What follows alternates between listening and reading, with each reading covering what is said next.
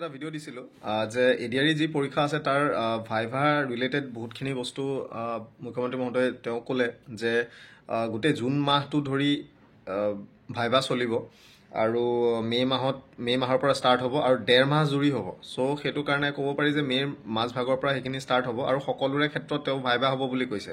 কিন্তু আমি ভাবোঁ যে ইমানখিনি ভাইভা মানুহ তেওঁ কোৱা হিচাপত 100জন যদি এদিনতো কৰে তো সেইটো সম্ভৱে নহয়। হয়তো বহুত কেইখন বোৰ্ড বহাব লাগিব য'ত প্ৰত্যেকখন বোৰ্ডে ডেইলি 100জনকৈ তেওঁলোকে মানে ভাইভা ল'ব। ধৰি লওক 5খন 10খনকৈ বোৰ্ড বহাব লাগিব আৰু নহ'লে বাকীখিনি মানুহৰ যিখিনি আগৰ নিচিনা হৈছিলে স্কিল টেষ্ট হ'ব। চ' এই কথাটো একদম ক্লিয়াৰ কৰিব লাগে, সেইটো মানে দেৰি হৈ গৈ আছে, মানুহখিনিয়ে কাৰণ প্ৰিপেয়াৰ কৰিব লাগিব। মূল কথা হ'ল যে যি ভাইভা হ'ব তাৰপিছত ৰিজাল্ট, তাৰপিছত ধৰি লওক ডকুমেণ্ট ভেৰিফিকেশ্যন হওক বা বাকী যিমানখিনি যাৱতীয় কাম থাকে, এপইণ্টমেণ্ট লেটাৰ ইছ্যু কৰা মেলা বা এপইণ্টমেণ্ট দিয়াটো, সেইটো সময়ছোৱাটো ইয়াৰ আগতে মই ভিডিঅ' এটা দিছে, কেইবাজনেও ভিডিঅ'টো শ্বেয়াৰ কৰিছে, দেখা নাছিলোঁ, এতিয়া চাইছোঁ যে ক'লে এটা প্ৰেছ ব্ৰিফিঙত যে 8 অক্টোবৰত তেওঁলোকে সেইটো কাম কৰিব। চ' সেইটো আপোনালোকক দেখাইছোঁ, একবাৰ চাই ল'ব। চ' 8 অক্টোবৰত কৰিবলৈ গ'লে যথেষ্ট মানে মাজত বহুতখিনি সময় আছে আৰু। চ' চাকৰি জইনিং আপোনালোকৰ 8 অক্টোবৰত যদি তেওঁলোকে দিয়ে, 8 অক্টোবৰত যদি এপইণ্টমেণ্ট লেটাৰো দিয়ে আপোনালোকৰ জইনিং হ'বগৈ নৱেম্বৰত। চ' সেইটো এটা কথা, যথেষ্ট এটা ডিলে হৈছে। এতিয়া মাজৰ পৰ্যায়ত আৰু বানপানী বুলি কৈ কি ক'ম আৰু, সেইটোত আৰু এতিয়া ক'বলৈ আৰু কি ক'ব। চ' চাওকচোন একবাৰ। অহা আমি এনে ডেট এটা ঠিক কৰিছোঁ 8 অক্টোবৰ তাৰিখে আমি নতুন কৰি আৰু 40,697 গৰাকী ল'ৰা ছোৱালীৰ হাতত নিয়োগ পত্ৰ তুলি দিম।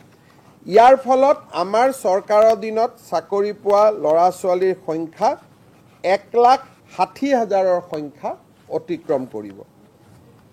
এতিয়া ক্লিয়াৰলি সেইবোৰ কথাখিনি কৈয়ে দিলে যে আপোনালোকৰ এপইণ্টমেণ্ট হ'বগৈ, তেতিয়া আৰু কি কৰিব।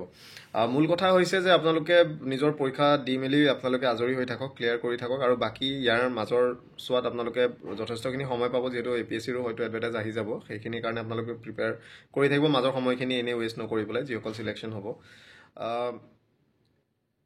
লগতে কথা হৈছে যে ডেফিনেটলি SLRC ফালৰ পৰা হওক বা মাননীয় মুখ্যমন্ত্ৰী মহোদয়ৰ ফালৰ পৰা হওক এইটো বস্তু ক্লিয়াৰ কৰিব লাগে যে গোটেইখিনি স্পেচিফিক ৰিটেন বস্তুটো দিব লাগে যে অকল ভাইভা হ'ব গোটেই পৰীক্ষাখিনিৰ ক্ষেত্ৰত, বা যদি স্কিল হয় কোনকেইটাৰ এগেইনষ্টত স্কিল হ'ব, কাৰণ মানুহখিনিয়ে পঢ়িব লাগে। এইটো এটা বিভ্ৰান্তি সৃষ্টি হৈ আছে বৰ্তমান সময়ত যে আজি চবৰে ভাইভা হ'ব বুলি কৈ আছে, অৰেল মৌখিক পৰীক্ষা হ'ব বুলি কৈ আছে 1.5 মাহ। কোনখিনিৰ মৌখিক পৰীক্ষা? গোটেইখিনিৰে নে যিখিনি স্কিল বেছড হয় সেইখিনিৰো ভাইভাই হ'ব? সেই বস্তুটো তেওঁলোকে ক'ব লাগে, এতিয়ালৈকে ক্লেৰিফাই হোৱা নাই।